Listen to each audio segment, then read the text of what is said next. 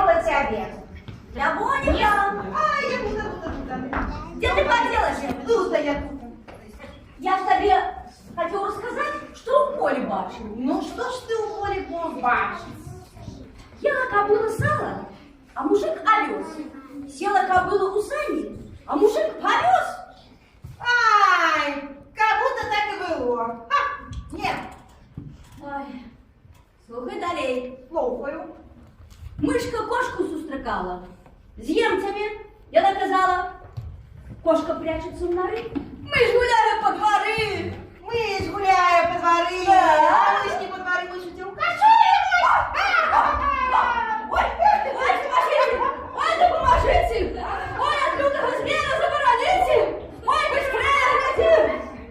Ну ладно, я ж пожартовала, муженек. Ой. Пожартовала. Лесь не помер. А твоего жаху? Ой, які ви жартовники. А гадку отгадаєте? Загадаємо. А